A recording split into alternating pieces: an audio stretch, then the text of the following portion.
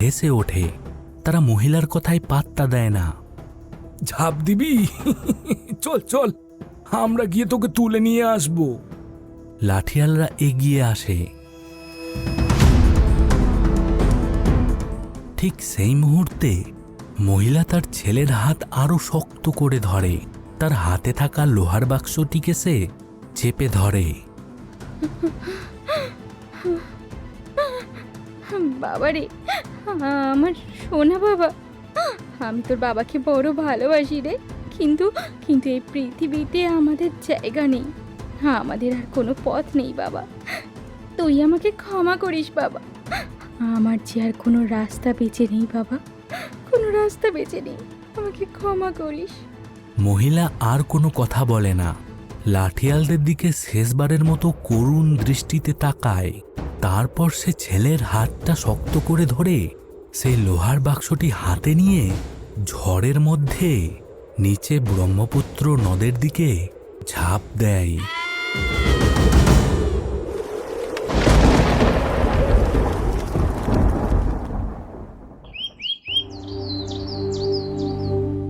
ব্রহ্মপুত্রের জল সবসময় রহস্যময়।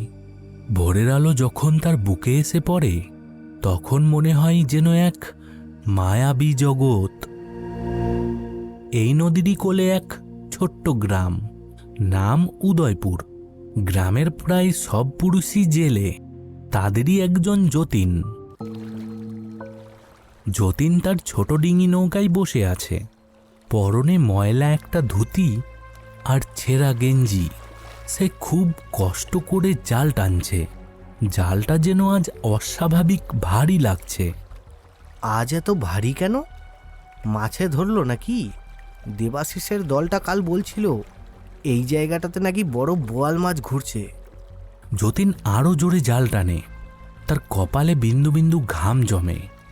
শেষ টানে জালের একটা অংশ নৌকার উপরে এসে পড়ে, কিন্তু ভেতরে কোনো বড় মাছ নেই। যা আছে তা দেখে যতীনের কপাল কুঁচকে যায়। জালের মধ্যে জড়িয়ে আছে এক টুকরো লাল রঙের পুরনো শাড়ি। শাড়িটির রং জ্বলে গিয়ে ফ্যাকাশে হয়ে গেছে, জায়গায় জায়গায় পচে গেছে। আর শাড়ির ভাঁজে আটকে আছে একটা ছোট্ট কাঠের পুতুল। পুতুলটার একটা হাত ভাঙা, মুখের রং উঠে গিয়ে কাঠের শরীর বেরিয়ে পড়েছে। ধুর ছাই, এই জন্যই এত ভারী লাগছিল। সব মেহনতটাই মাটি। যতীন বিরক্ত হয়ে শাড়িটা আর পুতুলটা জাল থেকে ছাড়িয়ে নদীর জলে ফেলে দিতে চায়, কিন্তু কি মনে হয় যেন সে থেমে যায়। সে পুতুলটা হাতে তুলে নেয়। পুতুলটার মুখে যেন একটা অদ্ভুত মায়া লেগে আছে। ভাঙা হাতটা দেখে তার বুকের ভেতরটা কেমন যেন করে ওঠে। সে শাড়িটা আর পুতুলটা নৌকার এক কোণে রেখে দেয়। তারপরে আবার জাল ফেলতে শুরু করে, কিন্তু তার মনটা কোথায় যেন হারিয়ে গেছে। এর কিছুক্ষণ পর যতীন নৌকাটি ঘাটে বেঁধে সেই শাড়ি আর পুতুলটি সঙ্গে নিয়ে মাছের ঝুড়িটা মাথায় করে বাড়ির পথে হাঁটা দেয়।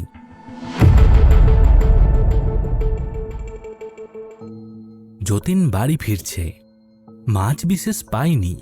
কমলা উঠোনে বসে বটি দিয়ে আনাজ কাটছে। সে যতীনের দিকে তাকিয়ে তার মুখের ভাব বোঝার চেষ্টা করে। কি গো, আজকেও মাছ পেলে না? বাজার সদাই হবে কি করে? পেয়েছি অল্প স্বল্প কিছু। যতীন মাছের ছোট ঝুড়িটা নামিয়ে রাখে। কমলা সেই দিকে তাকিয়ে একটা দীর্ঘশ্বাস ফেলে। যতীন ঘরে ঢুকে সে লুকিয়ে আনা সেই লাল শাড়ির টুকরো আর কাঠের পুতুলটা বের করে। সেগুলো সে তার পুরনো কাঠের বাক্সের ভেতর চুপ করে লুকিয়ে রাখতে গিয়ে তার কাঠের বাক্সটি খোলার সময় মৃদু একটা শব্দ হয়। আওয়াজটা শুনে কমলা বলে ওঠে, কি রাখছো গো বাক্সে? কিছু না, পুরনো একটা ছেঁড়া জাল ছিল, ওই রাখছি। কমলা আর কিছু বলে না, কিন্তু তার চোখে একটা সন্দেহের ছায়া খেলে যায়। সে আর কিছু না ভেবে নিজের কাজে মন দেয়। তারপর সেদিন রাতে যতীন আর তার স্ত্রী খেয়ে দিয়ে শুয়ে আছে। কমলা গভীর ঘুমে অচেতন। চারিদিকে ঝিঝি পোকার ডাক। যতীনের ঘুম আসছে না। সে বিছানা ছেড়ে উঠে দাঁড়ায়। খালি পায়ে ঘর থেকে বেরিয়ে নদীর ঘাটের দিকে হাঁটতে থাকে। কেন সে ঘাটের দিকে যাচ্ছে সেটা সে নিজেও জানে না। কি যেন এক অদৃশ্য শক্তি তাকে টেনে নিয়ে যাচ্ছে। যতীন ঘাটের কাছে এসে দাঁড়ায়। চাঁদের আলোয় নদীর জল রূপোর মতো চকচক করছে। ঘাটটা একেবারে নির্জন। হঠাৎ যতীনের চোখ পড়ে জলের দিকে। ঘাটের শেষ ধাপে যেখানে জল ছুঁয়ে আছে সেখানে আবছা একটা ছায়া দেখা যায়। ছায়াটা একজন মহিলার, কিন্তু তার মুখ বা শরীর স্পষ্ট নয়। যেন একটা কুয়াশা দিয়ে গড়া একটা অবয়ব। ছায়ামূর্তিটা জলের দিকে তাকিয়ে আছে। যতীন কান পাতে। বাতাস আর জলের ছলাৎ ছলাৎ শব্দের ভেতর দিয়ে একটা কান্নার আওয়াজ ভেসে আসছে। খুব ক্ষীণ, হাহাকারের মতো সেই কান্না। যতীন ভয়ে কেঁপে ওঠে। সে ভালো করে দেখার জন্য এক পা এগোতেই ছায়াটা হঠাৎ করে উধাও হয়ে যায়। কান্নাটাও থেমে যায়। যতীন কিছুক্ষণ দাঁড়িয়ে থাকে। তারপর দ্রুত পায়ে বাড়ির দিকে হাঁটতে শুরু করে। তার হৃৎপিণ্ড জোরে জোরে লাফাচ্ছে।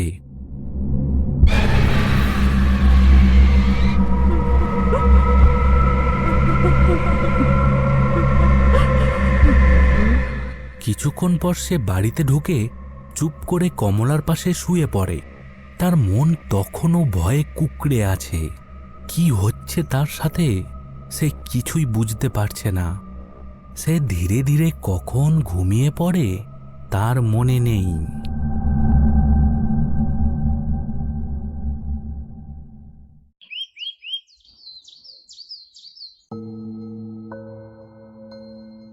পরের দিন সকাল। যতীন চায়ের দোকানে বসে আছে। অন্য জেলেরাও আছে। সবাই যে যার মতো গল্প করছে, কিন্তু যতীনের কোনো কিছুতেই মন নেই। সে বারবার অন্যমনস্ক হয়ে যাচ্ছে। কিরে যতীন, চুপচাপ কেন?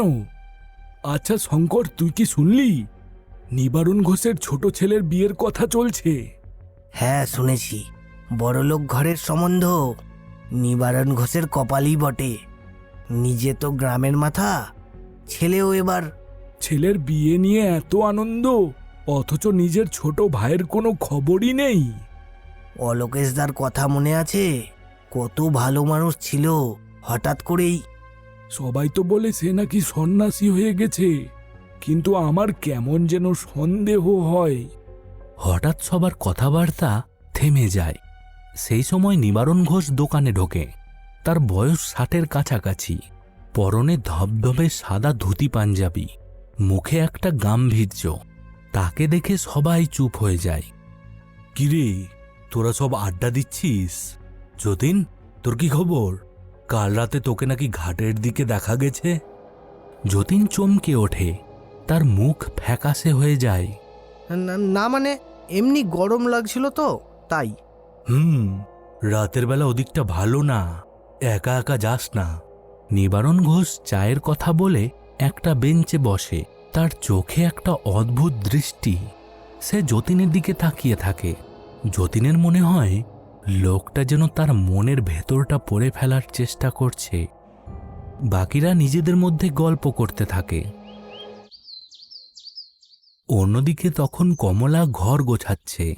হঠাৎ তার হাতে যতীনের সেই কাঠের বাক্সটা পড়ে। কৌতূহলের বশে সে বাক্সটি খোলে। ভেতরে রাখা লাল শাড়ির টুকরো আর ভাঙা কাঠের পুতুলটা দেখে সে অবাক হয়ে যায়। এগুলো আবার কোথা থেকে এলো? কমলা পুতুলটা হাতে তুলে নেয়। ঠিক সেই মুহূর্তে ঘরের জানালা দিয়ে এক ঝলক ঠান্ডা বাতাস আসে। খোলা দরজাটা সশব্দে বন্ধ হয়ে যায়। কমলা ভয়ে চিৎকার করে ওঠে। ও বাবা, কে ওখানে?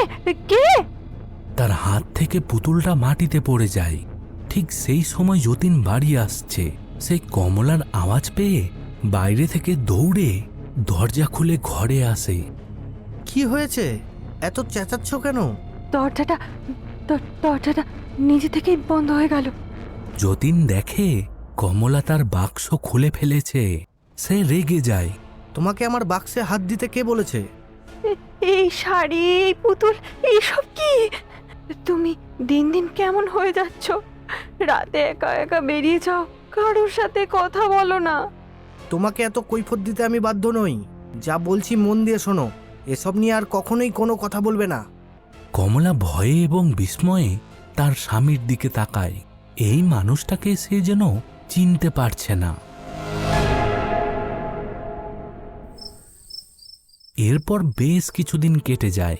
টানা কয়েক রাত যতীন নিজেকে আটকে রেখেছে, কিন্তু আজ পারেনি। সে আবার ঘাটে এসে দাঁড়িয়েছে।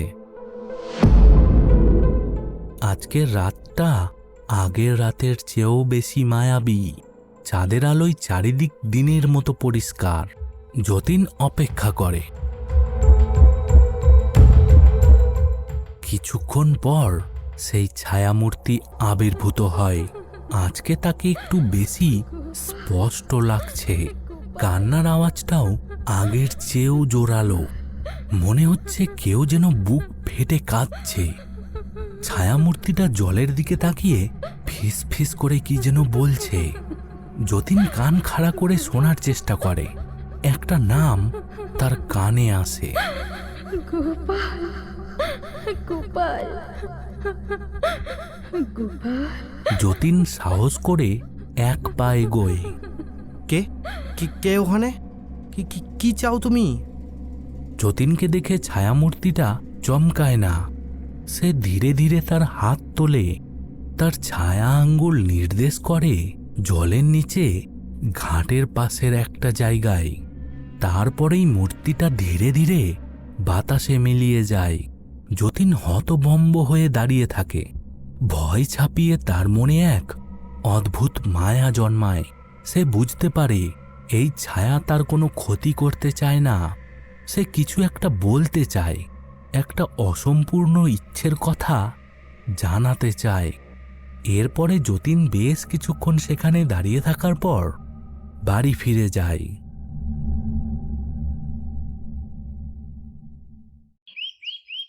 তারপরের দিন সকালবেলায় যতীন অনেক দ্বিধা নিয়ে নিবারণ ঘোষের বাড়ির সামনে এসে দাঁড়ায়। বাড়িটা অন্যান্য গ্রামের বাড়ির চেয়ে আলাদা। যা থাকে কপালে, শেষ চেষ্টা করে দেখতে হবে। যতীন ভেতরে ঢোকে। নিবারণ ঘোষ বারান্দায় একটা আরাম কেদারায় বসে চা খাচ্ছিল। যতীনকে দেখে তার কপালে ভাঁজ পড়ে। কি ব্যাপার যতীন, এত সাত সকালে? একটা কথা জানার ছিল কর্তা। বলে ফেল। ওই যে নদীর ঘাট, ওখানে নাকি অনেক বছর আগে কোনো দুর্ঘটনা ঘটেছিল। নিবারণ ঘোষের মুখটা মুহূর্তের জন্য কঠিন